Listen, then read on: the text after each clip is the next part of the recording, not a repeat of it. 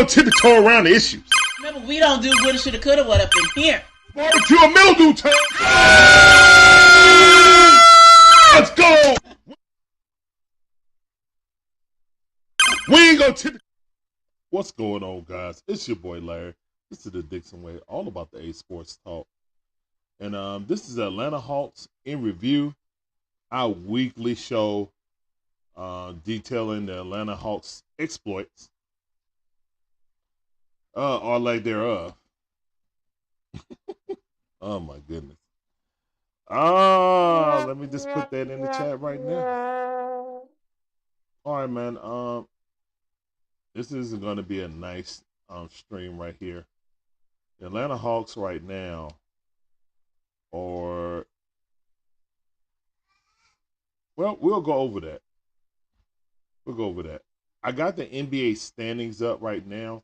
I could go over the games last week, but we only played two. We lost both. Okay. We only played two. We lost both. Both times we had a chance. Both times we let go of the rope. Officials, all that. So it was not really a good look. I do feel that the officials was heavy in that game. What's up, Raymond Soares? How you doing, man? Welcome to the stream. This is up to you. This sound for you. Hold on.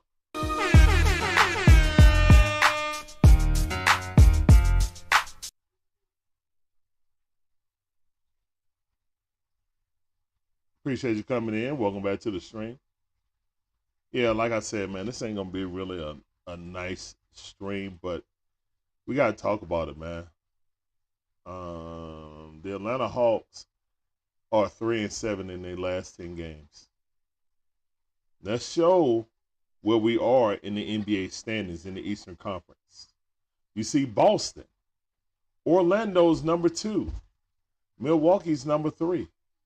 Philadelphia, one of the teams we lost against, is number 4.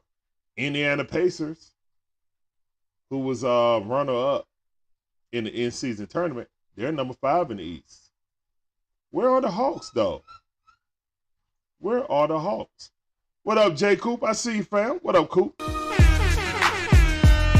going to keep looking.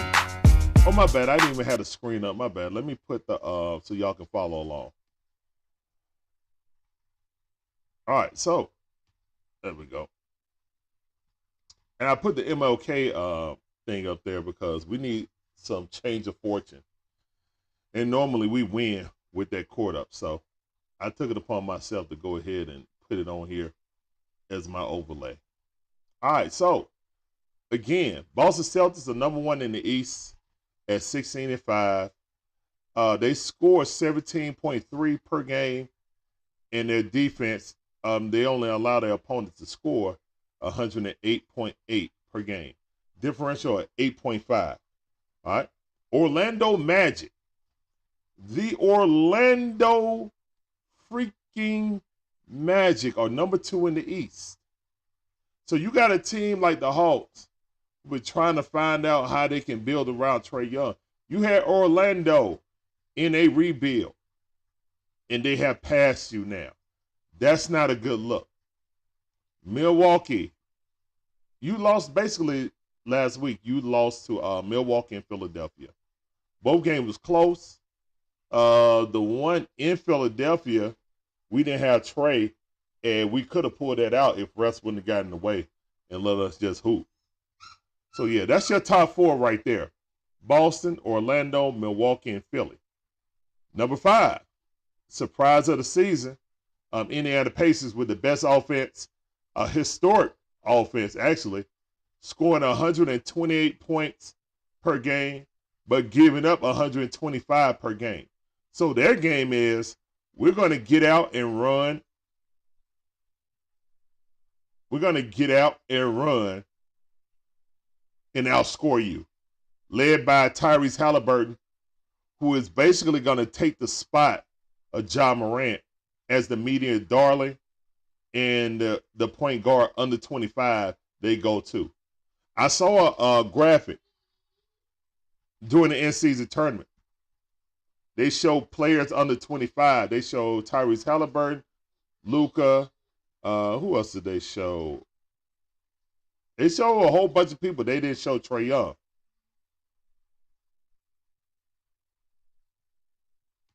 Coop said they might be done rebuilding that number 2 spot. Yeah, but it's early in the season. I kind of look at them like Cleveland last year, Coop. You see how Cleveland was like number 1, number 2 for a while. And then once they got closer, right after Christmas, and then once they got closer to the All-Star break, they started going down. Teams started figuring out what they wanted to do. So I kind of feel like that's going to be the same thing with Orlando, but they're off to a magnificent start. They're 10-2 at home. Second best record in the East, tied with Milwaukee at home. And they 5-5. So that's why they're tied with Milwaukee right now. Now, they don't score as much, and that's why I think they're going to come back down to earth. But their defense is good. Their defense is the second best in the East. Their offense not, but their defense is what, keep them up there. The last 10 games, they're 8-2 in the last 10 games. So they're the hottest team in the East right now. No cap. Coop says he's definitely taking his spot. Good comment, man. Definitely taking his spot. You feel me? Like, yeah, John Morant, he's going to be allowed back in the league, but they're not going to promote him like they did before the 2 incidents. Now, you know what I'm saying? I don't know if he's going to get the Trae Young treatment, but he might. He might. Oh, no.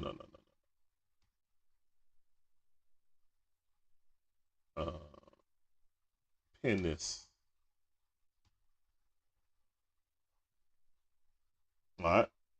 Paulie Ruber said Atlanta scores 13th in the NBA in points in the paint per game. I think it shows good fast breaks and layups, but bad three-point shooting. Yes. Great comment. Welcome back to the stream, Paul. I see, Paulie. Appreciate you coming through. That sounded for you. You know how we do. All right. Let's see. Also, J. Coop said, yeah. Orlando's going to finish around the 6th seed. I see the Hawks at 5. I don't know, Coop. That's just my review of the first 5 teams. Pacers is number 5 right now. They got an offense, no defense, but they try to run you out the court and get you playing at their pace. Halliburton, I can say with a straight face, he is the best point guard in the East, and he's really rivaling trying to be the best point guard in the league right now.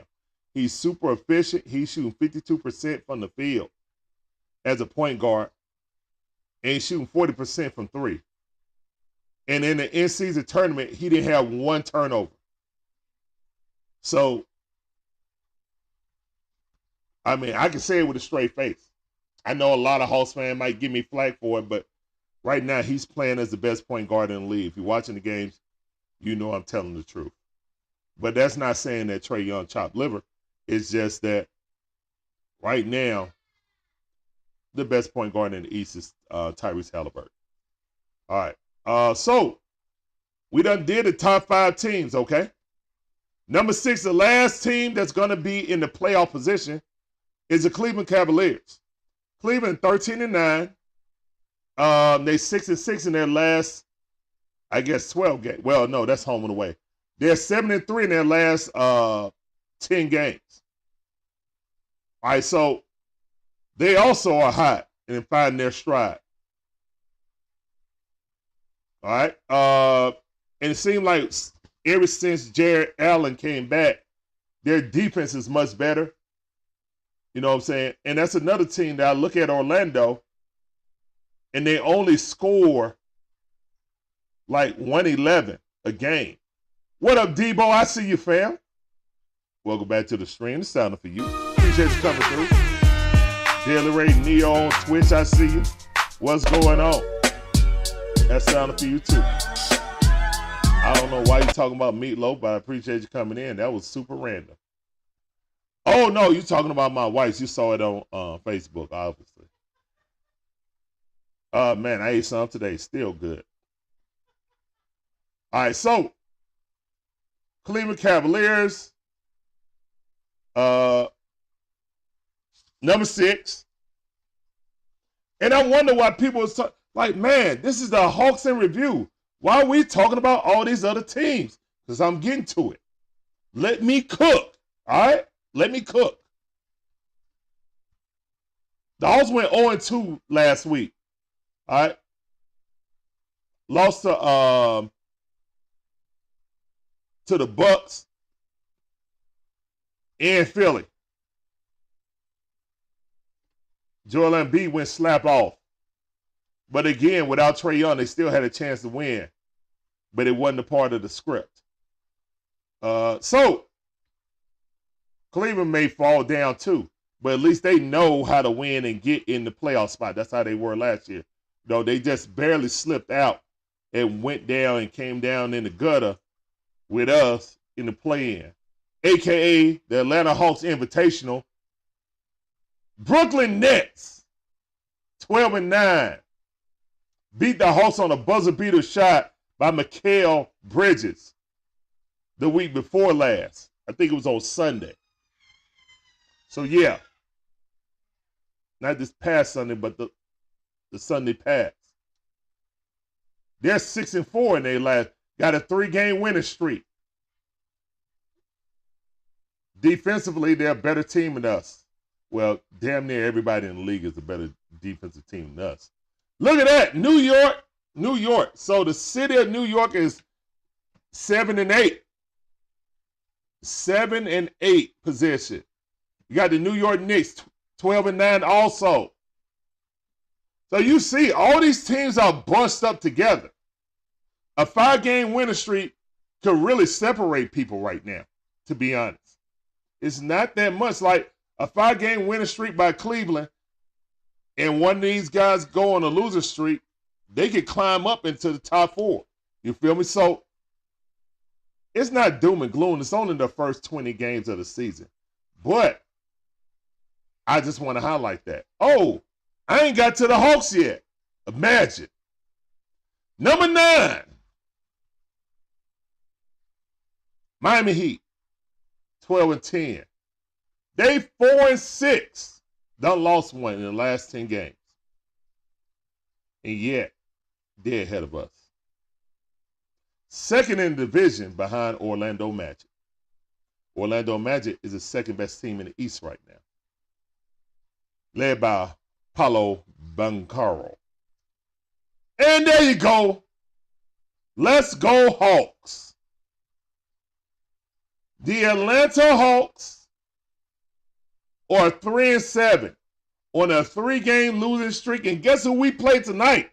We play the world champion Denver Nuggets. We play the world champion Denver Nuggets. You heard my wife in the background. She said, Lord have mercy. Because that's the only one that's going to have mercy on the Hawks right now. The Atlanta Hawks score 22.2 per game. Second in the Eastern Conference in scoring. Can put up points with the best of them. But you know what we can't do? We can't play a lick of defense. We give up the same amount as we score. Guess what happens? You're going to be mid. You're going to hang around 500 again. But hell, we're not even doing a good job at doing that this year. We are 3 games under 500 right now with a 3-game losing streak with the defending champs coming in. I need to understand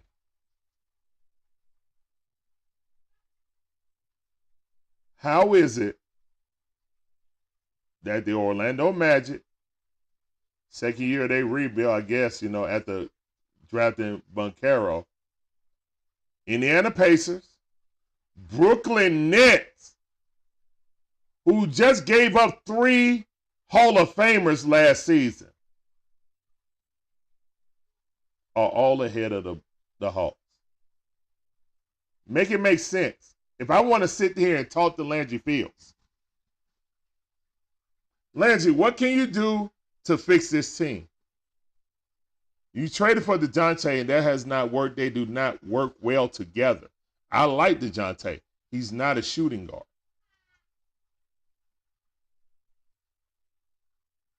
We didn't make significant moves in the offseason. We basically came into the season saying, you know what, we're going to be a totally different team, all because of Coach Quinn Snyder. And you know what? I drank the Kool-Aid also. I'm guilty of it. But what I can say is that this is the toughest stretch and the most important stretch of the NBA season for the Atlanta Hawks.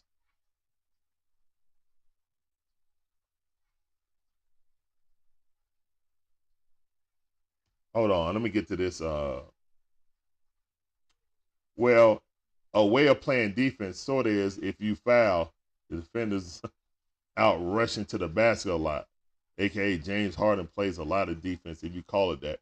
No, I'm talking about staying in front of your man, moving your feet, having good rotations, and competing and hustling for the rebound, and also boxing out on rebounds. A lot of people forget the last part of defense is securing the rebound. If you're a reliable rebounder, you'll stay in the league a long time and a rim protector. Clint Capella seems like he's losing a step. And if he can't be an elite rebounder, he's not a scorer. So he's kind of useless if he's not being an elite rebounder and paint defender. It is what it is. A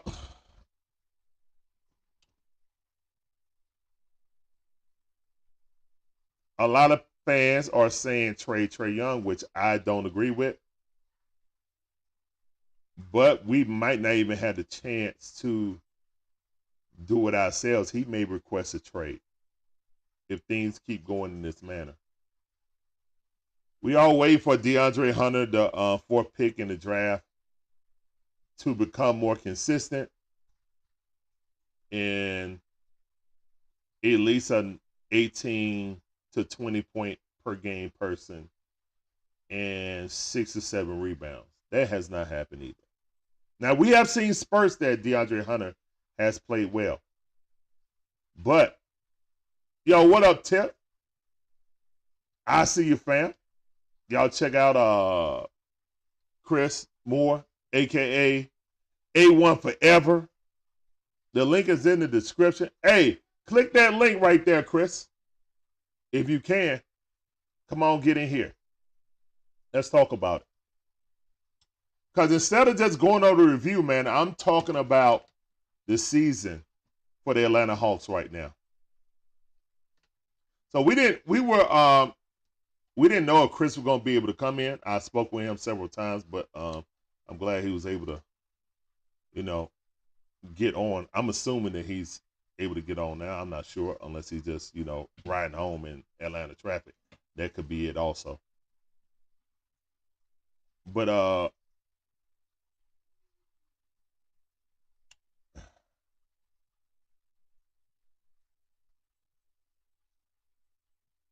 right, that's what's up. Atlanta Hawks in the next, we played 2 games. So I said last week that the next 10 games were the 10 biggest games of the season. Because we just lost to the Nets. I kind of figured we were going to lose to Milwaukee and Philly. Unfortunately, we were on the road. It was an uphill battle. I understand that. But now we come back home. We done lost 3 in a row, and we got the world champions coming in. And to my knowledge, I don't see any injuries, significant injuries, uh, on Denver. Now, mind you, we did beat them here last year. We did. So you saying there's a chance? Yeah, a slight chance. But again, I haven't heard anything about the Hawks having the players on the million. They have 3 games under 500, and you have the Indiana Pacers, the Orlando Magic, and the Brooklyn Nets, all who were in rebuild seasons last year, have all surpassed you in the standings.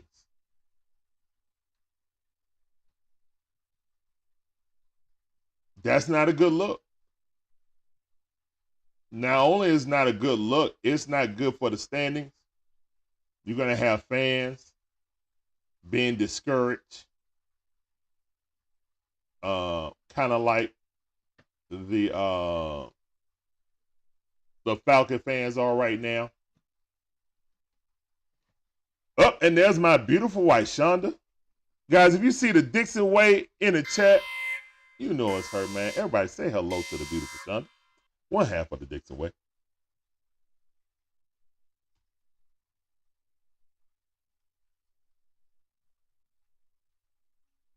All right, so we see where the Hawks, and then Toronto is right behind them. So let's go to the Atlanta Hawks. Let's look at their upcoming schedule. Ooh, we're 3rd in the Southeast Conference. Ooh.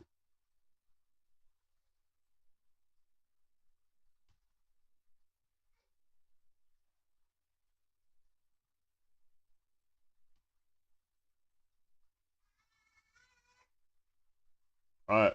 The Hawks have only won 4 games in a row once this season. And that's kind of what happened last season. There's only one time we won 4 games or more. I think it was on a 5-game win streak. That's when I was growing out my beard, and then I shaved my beard off once. Well, I had a full beard. You know, I just went back to the handlebar. But other than that, it's been a lot of 2 wins, then 2 losses. Look at that, 3-game losing streak, 2 wins, 2 losses, 1 win, 3 losses. You see what I'm saying? So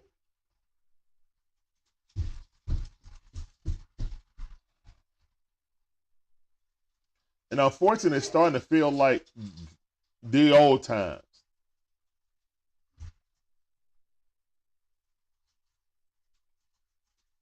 Lead the team in scoring and just go down. Trey, Hunter, DeJounte with 2 good games. And then after that 24-point game, after his 41-point game, and then OKC, he had 29 points. That was good. But yeah, it's been like every 3rd or 4th game when he have a good game. 3rd or 4th game when DeJounte have a good game. So we went and traded a lot to get DeJounte. And unfortunately, we might have got catfish, guys. I like DeJounte as a player. I really do. But he's not a shooting guard. I don't know if he really works with Trey. I think they work best when they're, in between substitutions in the middle of the first quarter or the beginning of the second quarter when they swap them in and out. I think they're still trying to figure out how to work well together. And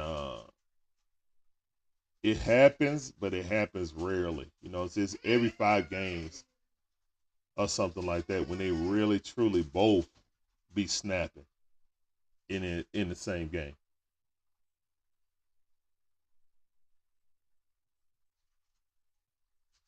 All right, so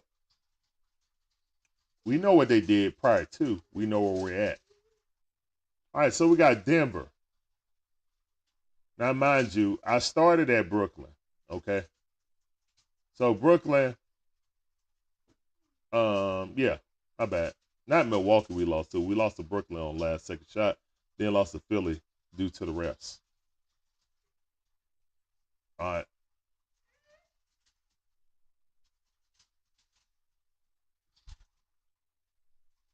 Monday, we played today, Denver. Then we go to Toronto. The team right behind us, 11th spot. And we play them in back-to-back. It's not a back-to-back days, but it's back-to-back. We stay on the road in Toronto, and then we play Wednesday and Friday, and then we go on a back-to-back on the road to Cleveland. Then we get a reprieve and come back home to Detroit. Go to Houston, who's a really scrappy team, one of the best teams at home this season. I think they're the only team in the league that's won all their games at home and then lost all their games on the road. I'm pretty sure that's what their record is. Okay.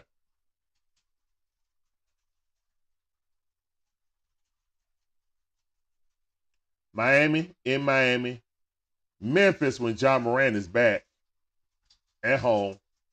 Chicago, who's trying to, sell off everything. Washington Wizards, and then OKC here. So, yeah, that stretch right there, man, that's the most important stretch in the season. It really is. And it's a lot of winnable games in there. Sacramento comes back. Kevin Huerter comes back. It's a lot of winnable games. But again, either we got to score at the historic rate that Indiana is doing, or we got to try to play some kind of defense. And guess what, guys? Trae Young has not been our worst defender this season. I know that seems like blasphemy, but I'm telling you, if you watch the games, Trae Young has actually been playing good defense this season. Now, is he still a defensive liability because of his height? Yes. But the effort is there. Period, point blank. I see it. And anyone who says they don't see it are only watching highlights or not watching games, they're assuming what. And then when they watch the games, they'll say, oh, well, he finally starting to do something a little bit on defense. What about all the rest of the years? Well, you want improvement, there you go. Slight, but it's still improvement, nonetheless. I think the main problem with the Hawks is they are a small team in height. Our team a lot of times get out rebounded. We don't box out properly. Just little minor things. Unfortunately, Yucca Congo does not have a consistent three-point shot in the corner at the top of the key. Because I feel like his natural position in the NBA is power forward, but we're using him as a backup center because we have no other center on this team. So it's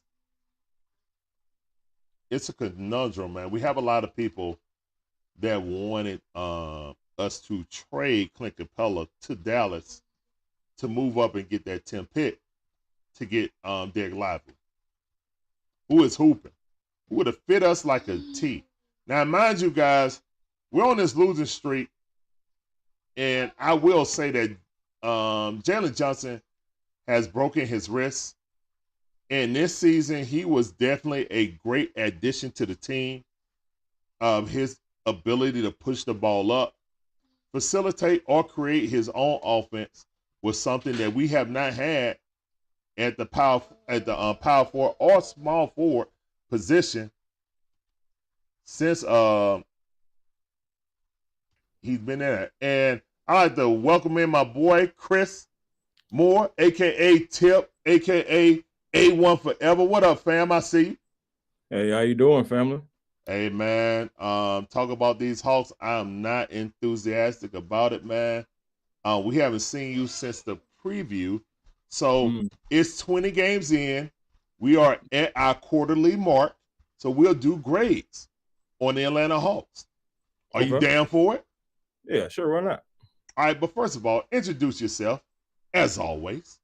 Oh man, well you already know it's Chris Tip Moore from A1Forever Sports, the show that's cooler and flyer too. I always say, man, be generational because it's always time to be, and don't you dare settle for less because you can always have more with the vision. And 20 games in for my Atlanta Hawks, and then we're exactly where I did not want to be. We're exactly where I did not want to be. And And we're 3 games below 500. I know we lost our last three. And the one that we did win was against San Antonio, but I'm not going to lie. Even in that game, I was worried about losing that one. And we picked up the win by 2, thanks to Trey. You know, I said Trey had a great night that night. And Trey has been playing ball really, I want to say after like the first 10 games, I feel like maybe like his first 10 games were maybe a little slow.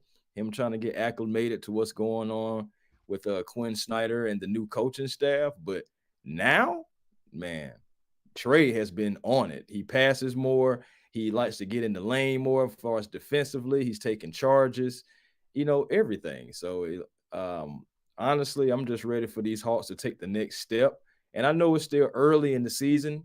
We only have what 25% done or something like that. So it's still early, but brother, every game matters.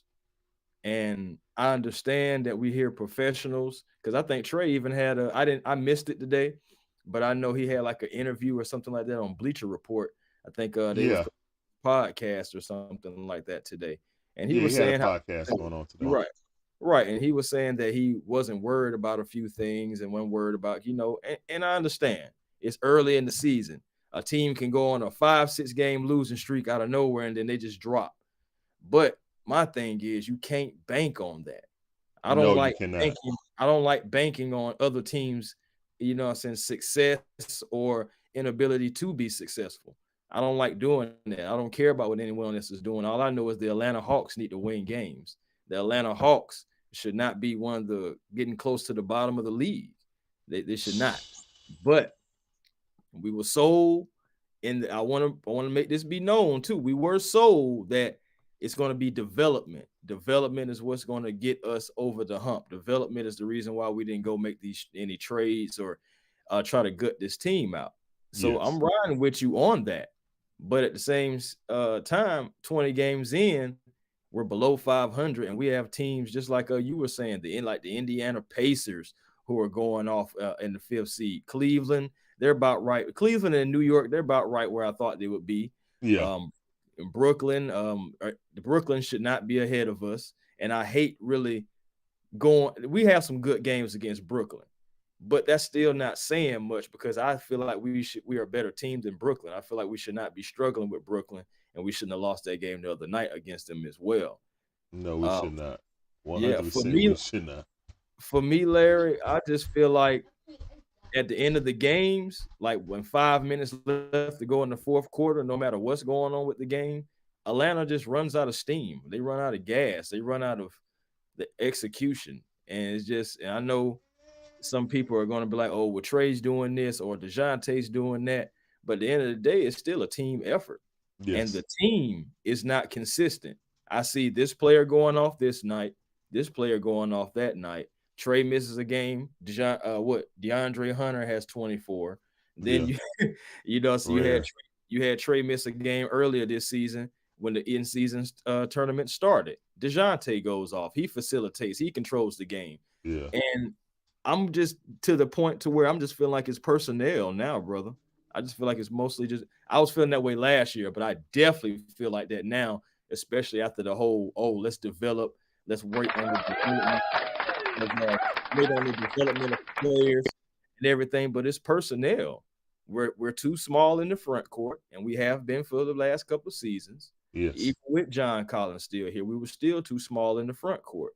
And you see that when a team like the Orlando Magic, even though we did beat them earlier this season, we still had trouble. Without Trey Yeah.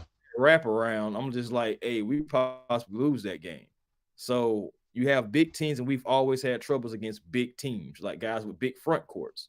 And we're going against something like that again tonight against one of the best centers, because it is a guy named Joel Embiid out there too. So, but one of the best centers in the league. You just faced one on Friday, and you Yeah. got the next You got one. Jokic coming. Yeah. Right. You got the next Yeah. one tonight. So it's just, we're gonna see what happens, man. And shout out to 002, man, 23rd birthday, man. Shout out to him as well. Oh, that's what's up. That's what's up. Yeah. Mhm. Double O, it is his birthday today. Hopefully, he can have a great birthday game against Jokic. At least try to match him with rebounds. You're never going to match him with points. You're not that skilled. No, But and we don't have the center to match him with. We don't have well, the no, center. we don't. We don't. We can put 00 and Clint together, and it still wouldn't even We wouldn't come equal to close him. to Jokic. Exactly. So Exactly. Um, what I will say is, I think it was Game 7. It was the Orlando game, because that was Game 7 that Trey took off. I think the last 13 games overall, well, I guess it's 12 because 11 because he's missed 2 of those. But yeah, I think that overall Trey has picked up his shooting on 3 and 2 much better, because he's shooting around 40% now. He was shooting what, 23% or 20, yeah, like 25, something like that at the beginning of the season, going up into the Orlando game and shooting like 23. Yeah, he was shooting like 25 to 28 in field goal, and then like 23 in 3-point percentage. And then after that Right. game, he started hitting 50%. You know what I'm saying? 60%. So Trey's been on a clip. He's shooting about 36% now at 3. Well, it was that last week. Right. Uh, Yeah. He's been he on. is hooping now and giving a defensive effort. In that, in the game, we talk about Trey got the supposedly should have been the game winning steal, but DeJounte missed the layup. You know what I'm saying? So you see the things. He got the game saving charge. He hit the shot, then came down and got the game saving charge. So a lot of people want to put our defensive woes on Trae Young. And like I said earlier, man, we all know he's undersized. So he's always going to be a defensive liability for that. But his effort and the want to play defense is there now. It's there now. It is. And the thing about it is, it's been beneficial, because you've seen him taking charge. You've seen him getting steals.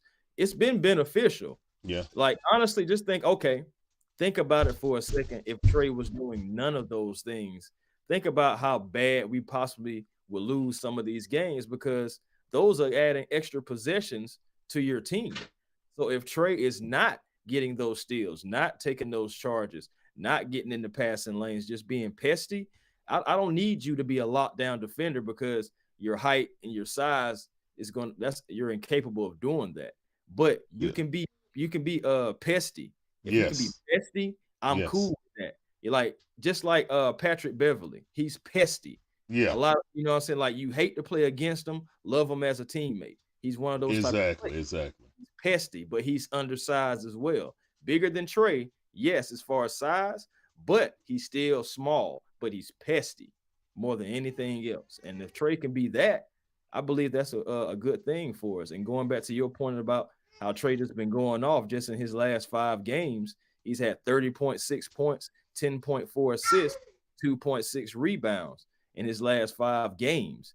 And my goodness, he's shooting 44% from the field. Now, only 32% from 3, but we already know Trey shoots a high volume of threes. Yeah.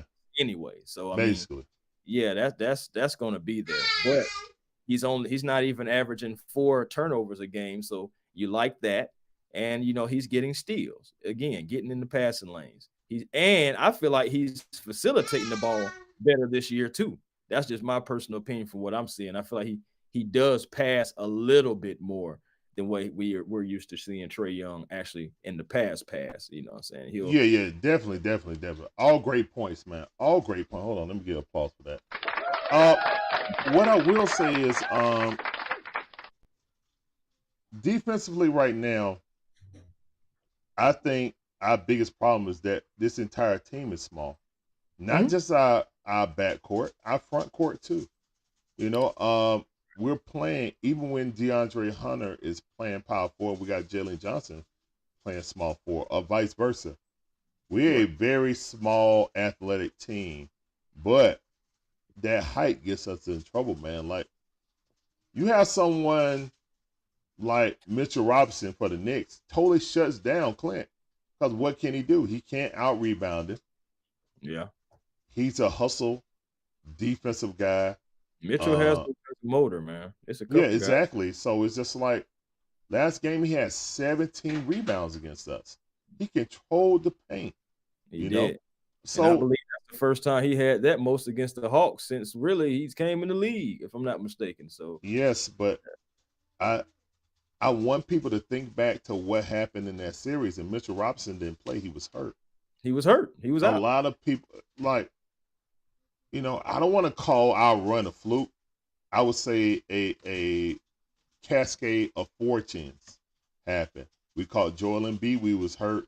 And Ben Simmons was fragile mentally. We didn't know that until that series. We can say that about every team every year. The thing about it is, to win a championship, period, things have to go your way. Exactly, it does.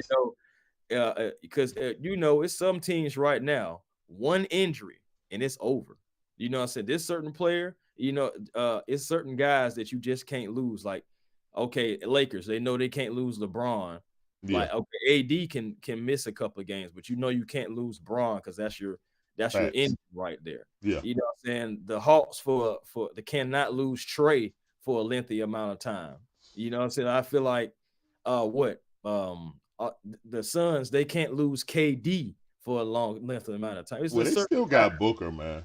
But yeah, Booker, the thing is, Booker is starting to be out a lot. There you go. Know what I'm saying? So Bradley Beal, have you seen him? Because I haven't. Have you seen him? Have you seen him? So he's Tell me, have you seen him? Right. Right. You ain't seen him, bro. You ain't seen him. So it's like you ain't seen him. The only consistent player right there over there is KD. Yeah. As far as like availability. And you got to watch it with him, because it seemed like around the All-Star break for the last 3 seasons, he been hurt. Yeah. So, and that's 100% facts, man. I think that KD is in a situation that I know in the heart of his hearts, when they write that documentary, when they had that 30 for 30 Slim Reaper on ESPN, he be like, damn, I should have never left Golden State. He's going to utter those words. He ain't going to do it now. Nah. But he's going to utter, I'm telling you, he's going to utter those words. Because regardless of what we say, that team, was it weak or not, he went to a team that he almost should have beat anyway. But they, you know what I'm saying, they had a 3-1 lead on them. That team was a perfect team. That might have been the best NBA basketball team that I've ever seen assembled. You know what I'm saying? Especially offensively. Bench. That thing was crazy. Yeah. So, I mean, I just look at it like he messed it up because he got mad that the GM made a joke about him getting re-signed or signing an extension or after the second, after the 2-peat, and the crowd is chanting, sign, come back, KD or whatever. Yeah. And then they was telling the general manager, sign him. He was like, hold on. And then they said something like, well, we signed Steph, we got that done. And then people started chanting, sign KD. And then he said an off-putting comment like, well, Steph earned his contract here. Ha, ha, ha, ha. And then they panned the camera to KD, and KD was looking at him like. And then that And then after he came back in the whole situation with Draymond, You and gotta watch. then that was it. You gotta watch it with KD anyway, man. You I can't. know. You gotta watch it, because if he I if he know. takes it the wrong way, I mean, he gonna let you know, and he gonna take it the wrong way. I mean, he Nah, just I he know gonna a let lot you of know on people. his burner account. But Yeah, anyway, yeah. back to the Hawks, man. Um, with the Hawks situation right now, there's a lot of rumors about a lot of players Oh, possibly moving around. The Pascal Siakams, yep. We don't got um, Pascal. the Zach Levines, the DeMar DeRozans. Tell me, who in your heart of hearts, if you had a chance to get someone that's reasonably available, that a team might make them available, would you go out of Spicy P? Would it be Zach Levine? Or who else? Or is it someone else that you got your eyes on that the Hawks could possibly make a move? Because as constructed, at best, we're the eighth seed. At Yep. best, we are no better than what we were last year. We're the eighth I mean, seed in the East. we pretty much just ran it back. The only difference is we don't have John Collins. That's the only. And we got a coach with his own coaching staff now. So Yeah, we were yeah. banking on Coach Quinn becoming the de facto change and difference in this team. That Right. he could, just like you said earlier, development of everyone else on this team. But guess what? We got a new offense, and I like how it looks. Yeah. But we're still losing in the same way. Yep. We're bad at defense. And we don't have the Jimmy and Joes to play the type of defense to match up. When you take Trae Young out and you put in Bogdanovich, who's been our best bench player Yeah. since Hey, JJ starts now. yeah. Bogey's been on it. I Yeah, got to give it to him. He's been on it. yeah. Definitely, man. When you have Bogdanovich, you know he's gonna be defensively a liability, just like Trae. And we know He's been getting he's the not a passing ball lane handler. also, though. Yeah, and we know Bogey's not a ball handler either, so it's a No. possibility he can't get the ball poked away. But what he can do is shoot the ball. And honestly, Yes. he's hit a three in at least 32 consecutive games now, two games shy of Trae Young's 34 games straight. So Yeah. I mean, my thing is he's been shooting the ball well, and honestly he played well the other night as well. I When Trae agree. was out, I agree. so He did. yeah, he And did. guess what? He got froze out. I'm watching the game, right? I'm like, okay, we got Dre hooping. Dre go to the bench. Coach say, you know what? It felt like Nate McMillan all over again, man. It's time to sub out. Bogey and DeAndre Hunter was cooking. And you know what? I don't like going away from the hot hands. I don't, man. And I don't know what's going on, man. I don't care if it's professional or on the street. If a guy has hit 2 or 3 in a row, feed him. Yeah. Feed him. It's time to change up the dynamics. And we be like, hold on, we got to start running some things through him. He's making shots. I'm just saying, like, it's not like if teams hone in on him and start trying to double team him, guess what? Somebody else is open. They're trying to close him out. Somebody else is open. It's simple. It should be that simple. Go with the hot hand. If this man is shooting, that man was shooting lights out at one point in time. I believe he hit like 4 or 5 shots in a row. Why would you go away from that and give him a break just because? See what he has left. And then if he needs to take a break, guess what? He has a mouth. And if I'm the coach, I'm allowing players and everything. You good? You good? Couple more minutes? All right, because you're going off. So you got timeouts also. We had 4 timeouts going into that that fourth quarter. And I've never liked going away from the hot hand, like as far as me neither. And we do it so much. We do it so much. I'll tell you something else that we do, or should I say that we don't do, as far as our guards. Now I know Trae and DeJounte are undersized guards to a lot of people in the league. I understand that. Yes. And I mean, there's some truth into it. But I've always wondered why our guards don't like try to pressure as much like as people pressure them. Like I feel like we don't meet like a lot of other people's guards at half court or we meet them at the 3-point line and start trying to play defense instead of like putting added pressure on them because they do it to Trey and DeJounte all the time. You'll You want have to some know why? you'll have You want to sometimes know? guys coming down Yeah. and they coming down and they're meeting them. Yeah. Get the I ball don't out need of hand. any of Well, that. well, first of all, when I see somebody cooking, I'm running the ball out of their hands. Second of all, we're horrible on rotations and talking. We don't talk playing defense. Clint And they Capella's overhelp. always mentioned that. You know what I'm saying? It's gotten a little bit better since DeJounte got here because he came from the Spurs. So he talks on defense. But in general, our guys don't talk on defense. They just don't.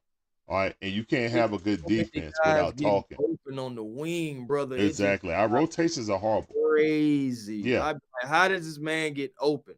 How's this man getting open? And I be thinking that, and it also you can see it that the Hawks a lot of times they overhelp. They overhelp at times too. So Yeah, it's well, just, that goes with the communication, not talking. Because exactly. you talking, you guessing. You know what I'm saying? If you ain't talking, you guessing. Oh, Right. I thought you know what I'm saying? You looking at each other, talking like, oh, I thought you was supposed to stay out there. That's why I cut in. Nah, man, you supposed to stay out there. But see, you're not talking, you're not communicating. All great defenses talk. They chatterboxes. Trust me. Right. Pick. That's another thing. I'm glad you said that. Left. Yeah. I'm Pick glad left. you Pick said left. that, Yeah, Larry. yeah. You're saying exactly what we already know. We don't have that. We don't have verbal people.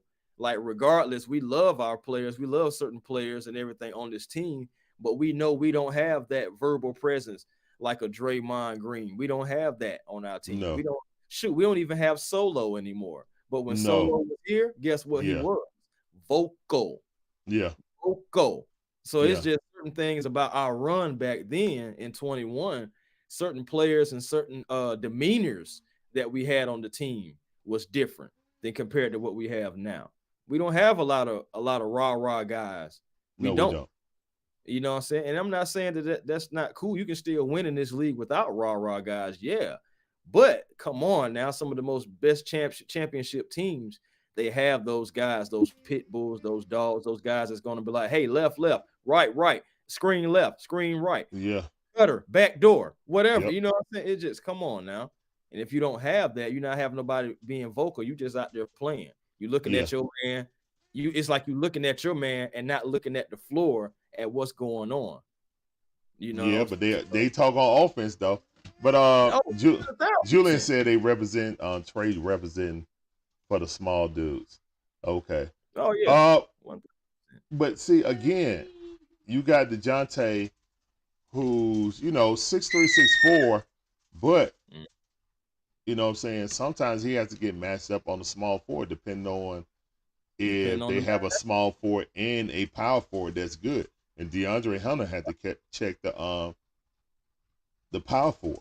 So and yeah, you're right. And I'm gonna be honest with you. Those guys, like, first of all, DeAndre Hunter, like, I understand about his consistency is not there on offense, but let's just be honest. The guy takes on some of the toughest defensive assignments each night. And not always. I was just about to say, and DeJounte, sometimes he gets those matchups as well. But if you realize they try to pick on Dre because they believe that Dre's going to foul or Dre's going to get a foul called on him. He'll definitely get a foul called on him. And DeJounte, he's good on defense, but if you look at it, some of those elite players, like for example, SGA. When SGA sees DeJounte, barbecue chicken. It is because he's 6'6" to 6'3", man. It's just a matchup problem. You know what I'm saying? He can't check him. Or Donovan Mitchell, same thing. He can move his feet. He can move his feet, play good defense, but he's gonna shoot over you like a chair. Like those guys, if you got a guy their height or shorter, it's barbecue chicken. And Donovan is quick for his size too, even though he may not have that 6'6" height, but he got girth, and that man is strong. Pause. Yeah. You know what I'm saying? I'm saying, but he got that size. Seriously, though. He got that size, and that man is quicker, a whole lot quicker than he has been, I think, when he was at Utah. That's something that he worked on. Yeah, Like he's much stronger now. stronger Yeah, and fast. yeah, yeah. Upper So, body strength, guys like definitely. that when he dink dink and snatch and everything, like his snatch, SGA snatch, man, it's different because they create so much space Yeah, space. Yeah, and they get you flailing at them. And once they get you yeah. flailing at them, it's over. Now, easy foul. Even if they Yep, don't want it's to take the easy bat, they'll just foul jump into you. and one, Yeah, yeah. it's just you get so much, bro. So with uh with that, who would you prefer? Would you prefer Spicy P or would you prefer Zach Levine? Zach Levine coming over here doesn't make us better. It Okay, does. Okay, okay. because first of all, let's start with the trade. First of all, that's where it's really gonna be poo poo for the Hawks. It's gonna be real shitty Yeah, because you know that Chicago wants a haul for Zach Levine. They've been trying to get a haul for him. It's crazy because Zach Levine is turning into John Collins was for us, being in yeah, trade scenarios all the time. yeah. And Devaluing him. right. Yeah, So my thing is, you bring him over here for what? Because we have Trey Young, we had DeJounte. So we're basically saying that you're going to give Chicago one of those players for starters. Because you can't have Trey, DeJounte, and Zach Levine. I wouldn't no, do you that. can't. No, you I can't. wouldn't do that at all. So when you it's like that, you have to move to the front court. You have to Okay. move to a guy like Spicy P, a guy who can score in the front court, who can get rebounds, who can create Yes, his own shot, and who can pass out of the paint. yes. And That's what is a good versatile defender also. exactly someone who can guard the 5, the 4, and depending on who the 3 is, if you come and running in there, he'll jump at you too. So that's what I'm saying. Like you would have to go to the front court. Now, what is it going to cost? Mm-hmm. ICP? I don't know, but to be honest with you, I think his value is lower than what it was at the beginning of the season, just because of what Toronto is doing. Toronto, the team, is failing, and they've already said that Scotty Barnes is off limits. Well, Now, we know that Scotty yeah, Barnes is we know untouchable. Everyone else is. Also, OJ Ananobi could be that. Yeah, a situation that we will want. Now, he's an undersized defender, around 6'4", 6'5", but he plays like he's 6'6", 6'7". yeah, he Yeah, he played plays big. big as a defender. And I'm gonna tell you something else about OG that I like. He's consistent at what he Yeah, does. yeah, And that's all I can ask for, consistency. Because that's what this team needs, consistency from certain positional players and certain positions on this team. We need consistency. Now, I ain't gonna lie to you. We miss Jalen Johnson right now too. Oh, we definitely miss Jalen Johnson, Most man. improved player right there. 100%, man. We, Like, we are 100% missing Jalen Johnson because first of all, Jalen plays defense. Jalen yes, plays he on both does. ends. Let's Yes, just he go ahead and does. say Jalen plays on both ends. And he's efficient. I love how efficient Jalen Johnson is. Very efficient, bro. No matter if it's from the 3, mid-range, or close around the rim. The man doesn't miss much. And on defense, you're not gonna score much against him because he can move his feet. I ain't gonna lie to you. I feel like his feet are quicker this year than it was last year, just from looking at some stuff last year, and I looked at some stuff this year. I think his feet are definitely quicker, and that's a testament to him and the training staff and Yes. everything. Yeah, he's definitely better in all aspects. Most improved player, like I said, we're definitely missing Jalen Johnson because that's our point forward as well. He's a Yes. mismatch. He's a mismatch nightmare as well, and we are definitely hurt with him out. So that's another thing we got to worry about. So what is Toronto going to be axing? What's their axing price for their former All-Star? You know That's what would be great? Jalen Johnson has to be Trey and Jalen Johnson has to be out of that. Like you can't touch those. Everyone else is up for discussion. it. Clint DeJounte? Capella, DeAndre Hunter, yes. DeAndre No, I Hunter is said up for DeJounte. I already know yes, I already know DeJounte, Hunter. yeah. Yeah. Okay. Well, see, the only thing about it is that I think having DeJounte and Spicy P will catapult us into the top 4, in my opinion. I'm agreed. We'll be versatile enough, and we'll have a 5 finally that could score.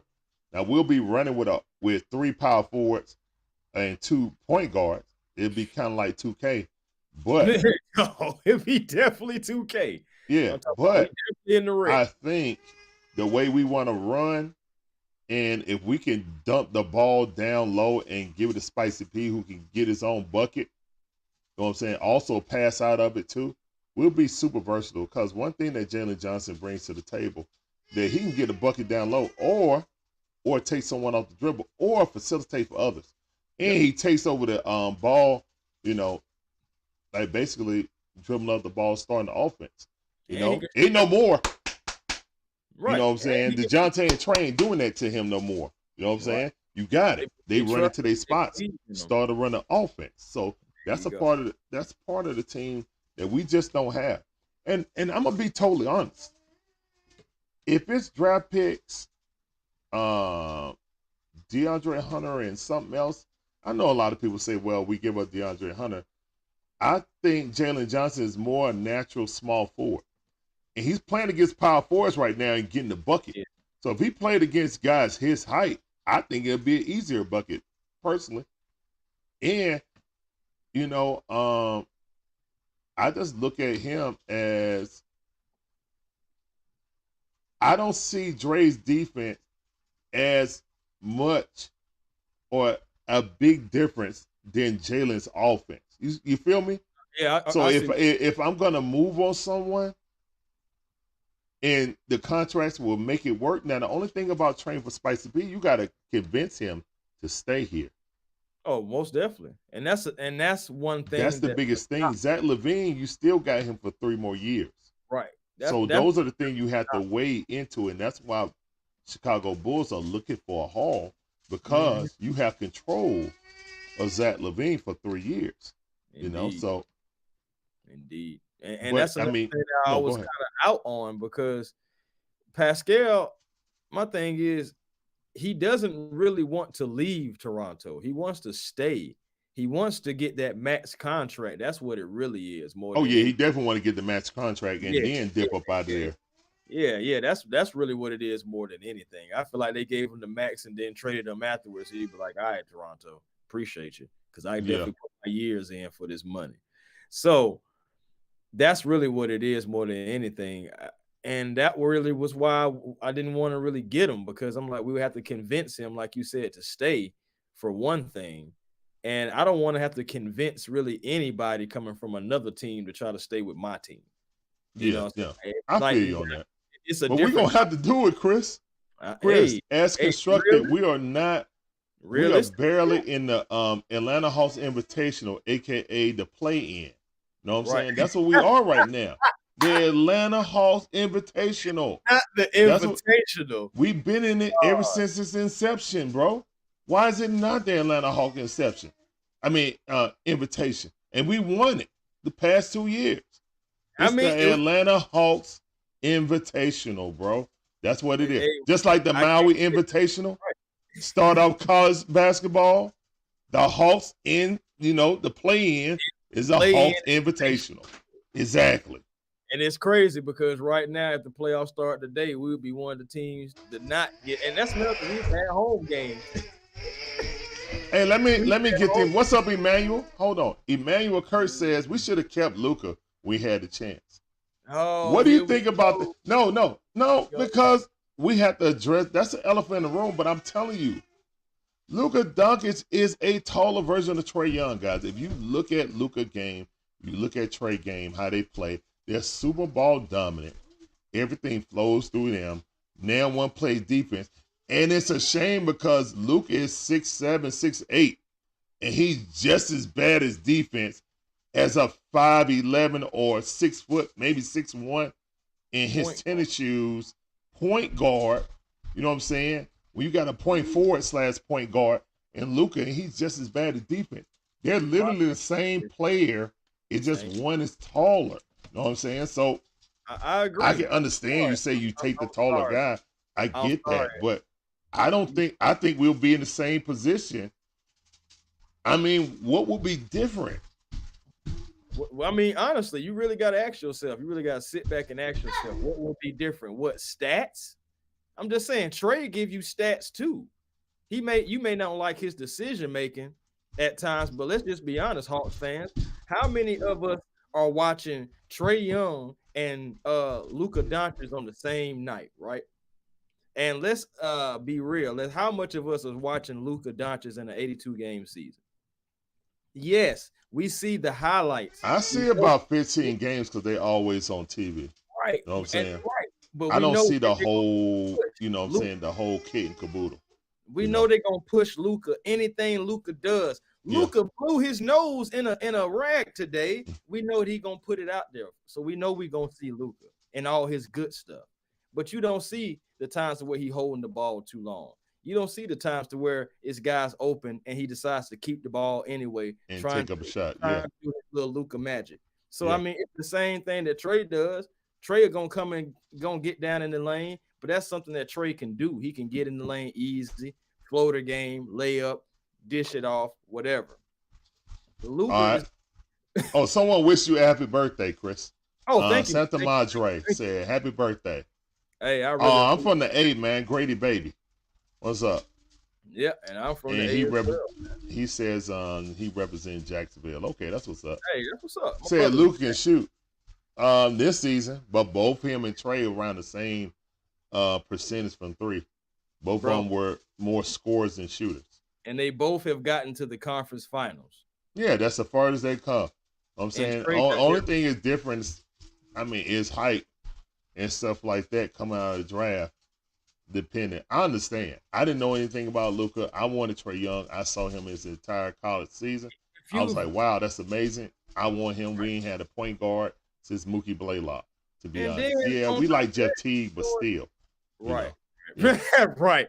Yeah, exactly. And Dennis Schroeder. Then you got Dennis Schroeder after that. And it was that just didn't work out. Like I knew that wasn't going to work out just because he was a German player. And I was like, nah, I wasn't never big on Schroeder, but still appreciate his tender down here in Atlanta. But yeah, man, you gotta think about this too, though, man. As far as with the Luka and the trade thing, yeah, I understand. A lot of people. Santa Madre said I wanted him because he was black. No, I wanted him because I saw Trae Young at Oklahoma, and that's what I wanted. It didn't have no idea to be. Got nothing to do with it. It didn't have nothing to do with it. I never saw Luka Doncic. And if you saw Luka Doncic before he came here, either you were an advanced scout or you live in Europe. Because they were not promoting him like that until maybe like a month before, kind of like Victor Wembanyama. You know what I'm saying? That's when I went to go look at him. When they were starting to kind of promote him about coming into the draft, I said, let me see who he is. Exactly. But no one's seen him prior to. That he's played against NBA talent before, too. Exactly. Now, once I found out that he'd been playing since he was 14 and stuff like that, and playing against grown men, I understand it. But again, fans, okay, if you Bill Simmons, you knew about him. You know what I'm saying? Or someone of that ilk. But regular people, y'all ain't know about no Luka Doncic. Stop capping, bro. But again, it had nothing to do with race with me, because I just wanted Trae Young because I saw him at Oklahoma tearing it up. And we needed a point guard for the longest. And I feel like both teams got what they needed at the time. Yeah. We needed a point guard, and we just didn't know about Luka's point guard skills coming from over there. I saw it. Look. You was more sure about Trae Young, though. You knew. Yeah. Like I watched a lot of games with Oklahoma. I was like, I like this kid. I want this kid. It didn't matter who else was in the draft. I didn't really see Luka. So, hey, that's on me. I'm not an advanced scout, though. So, you know what I'm saying? And I don't look at European games on the regular. So it's just like I'll look at YouTube clips like everyone else. But again, I don't think that Travis Slink would have picked Trae Young over Luka if he had a do-over, but this is our dude. This is who we got. And again, people are acting like Trae Young is chopped liver. He's not, man. Trae Young is leading the league in total points and assists since he's come in the league. Bro, like, people are just poo-pooing 28 and 10. Like, after You're his right. rookie Like that's season. easy to do in the league or something. I mean, I don't understand. Like it's more of an offensive game, but at his height, he's doing this. At that height, he's played 19 games this year, averaging Yeah. 27.2, Yeah. 10.6. Yeah. Assists. The only one that's been a better facilitator is Tyrese Halliburton. It's Hallie, and he's And taller, by the way. yeah, he's 6'6", 6'7". Much more efficient than Trey. That's why I said that he's a better point guard than Trey earlier, because his efficiency. He just went through the in-season tournament and didn't have a turnover out of 4 games, and he didn't have a turnover. So Right. I mean, for me, no, 3 games, excuse me. So for me, right now, 20 games in the season, I can say he's the best point guard in the East. That's fine. I still like my dude, Trey. And to be honest, I feel like you can build around him, but you have to build a specific team around him, man. Right. The lack of Cam Reddish being a bust at number 10 and DeAndre Hunter just being, you know what I'm saying, an average role player really hurt this team. You I know, was so high on Cam Reddish. Oh God, I was through the roof on Cam Reddish. me and you differ. You know what I'm saying? I don't want to dredge up anything like that. Hold on, we got somebody else in the chat. My boy Trey. What up, Trey? I see you. Tech and Lord. Iceman, I see your fam. He said, hey, look at those Pistons being fought to the Eastern Conference. Yeah, I know he's a Piston fan. That's another team we could try to pilfer. But again, they need to build around Cade, and Cade need to stay healthy. They just drafted Durant. I think he's hurt, the center. I really don't see anything I want for them. They won't even play Ivy. They drafted Ivy. Yeah. But they're starting Killian. So I don't know what's going on with those guys. You know what I'm saying? They got a lot of the same players. Man, but I know they got some length on their team that could possibly help the Hawks. But again. But Monty don't went up there and I don't know what's happening. He just they threw that. I don't think it's on money. I kind of think it's on the GM, to be honest. It's personnel up there. Yeah, y'all starting Hayes instead. It's like because Killian Hayes plays defense and Ivy just come in gunning. And he's a better offensive talent. Right. But again, see, Lord Iceman, he said it's a GM. Yeah, it's a GM. Yeah, it's not the coach. It's a GM, man. They don't have a vision right now. They just picking guys. It kind of reminds me of the Falcons. Yo, what do we need? We need Jalen Carter. What do we get? Another running back when we got a 1,100-yard running back. Oh, we picked best player available. Well, guess what? If you don't build a team, go ahead and pick 5 centers or go ahead and pick 5 point guards and see what happens. You know what I'm saying? I feel you. So the Pistons, unfortunately, are running to that same thing. They got some good young talent, but they haven't put a team together. You know what I'm saying? The pieces don't match. It's different puzzle pieces, and they got to figure that out. They got to first, Cade got to stay healthy. You know, but that could be another team that the Hawks could try to pilfer. Sorry about that, Iceman. But there could be another team that the Hawks should look at and try to get. I don't know about Marvin Bagley III. It seems like he's actually playing better now. It looked like he has surpassed John Collins in skill level now. But again, he was the number 2 pick in the draft. Supposed to be. JC was like 19, 20. So, and Iceman just said in the chat, he was like, the Hawks, come take Wiseman off our hands, please. You know what? I ain't even gonna lie to you.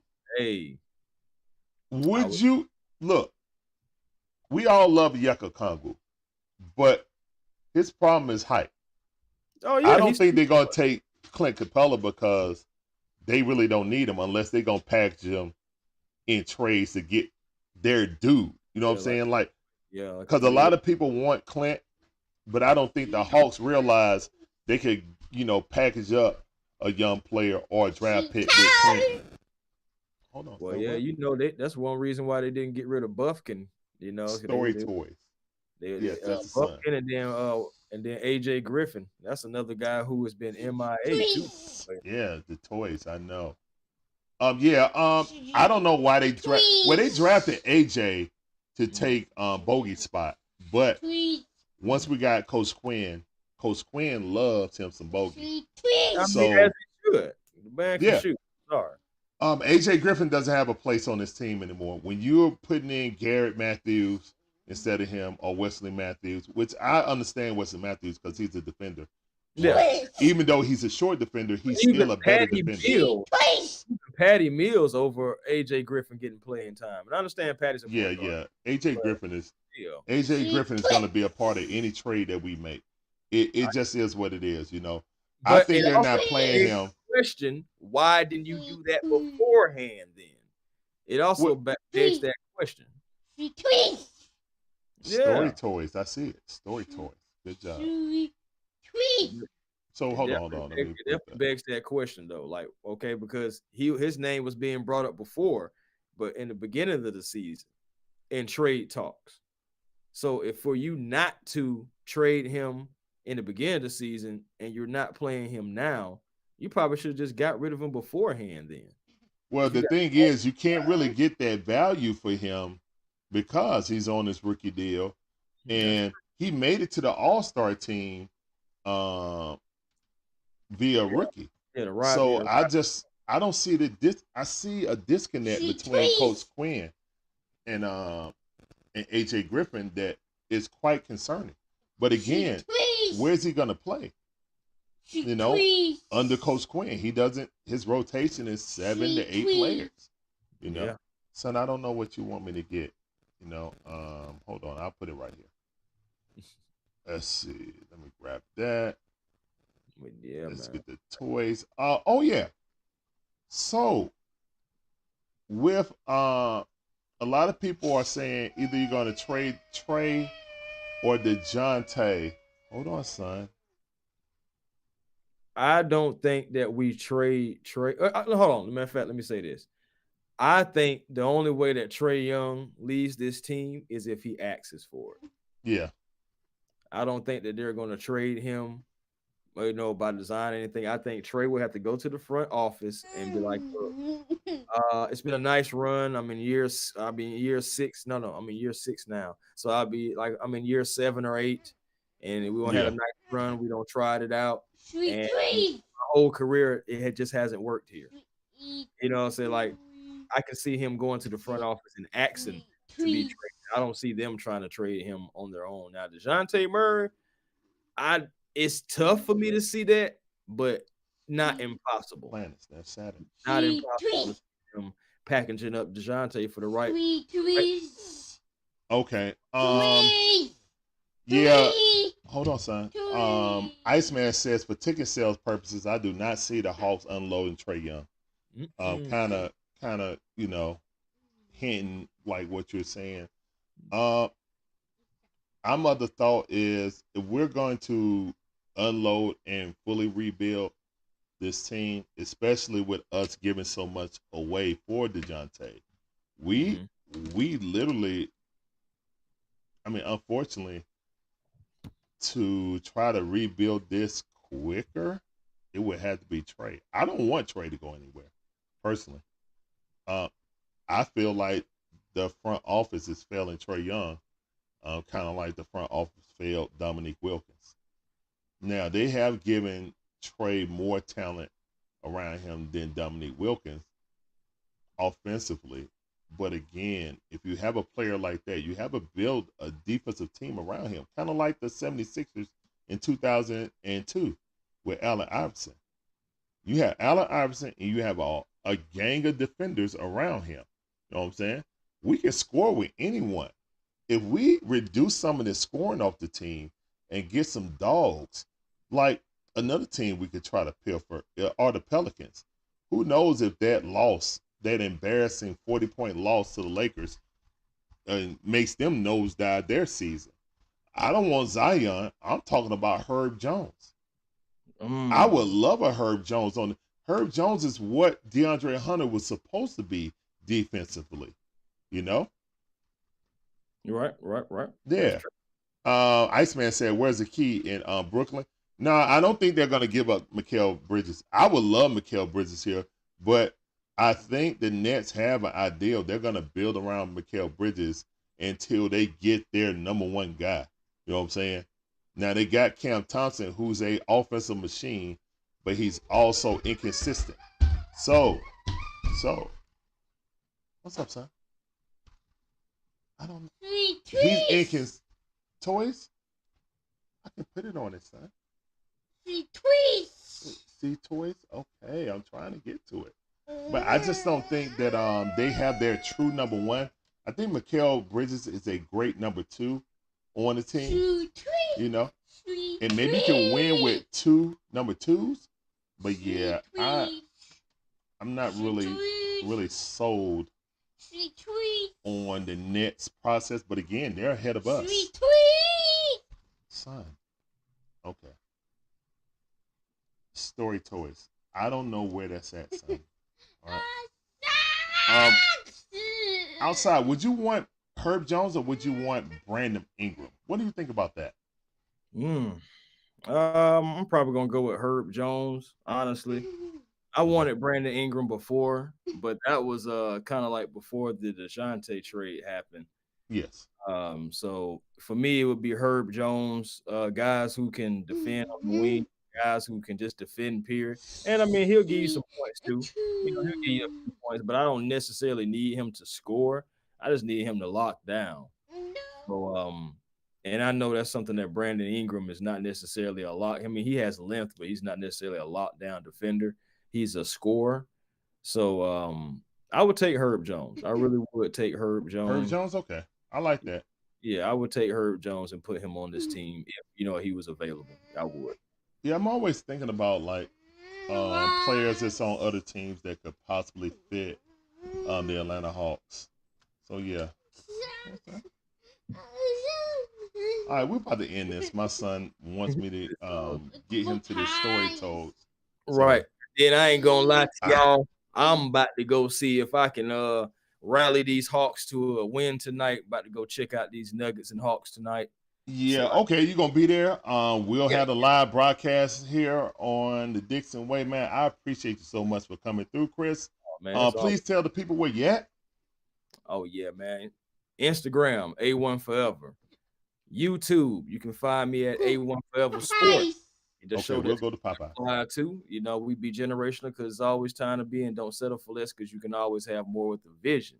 You can catch me on X, Twix, whatever, at A1 Rock. That's A1ROC. And TikTok as well at the real A1Forever. Come on by. I would love to chat with each and every one of you. So come on by. Man. We can definitely thank you for coming through. As always, appreciate everyone coming through on this weekend review. Sorry it was kind of solemn, guys, but we are 3 out of 7. So we got to turn things around.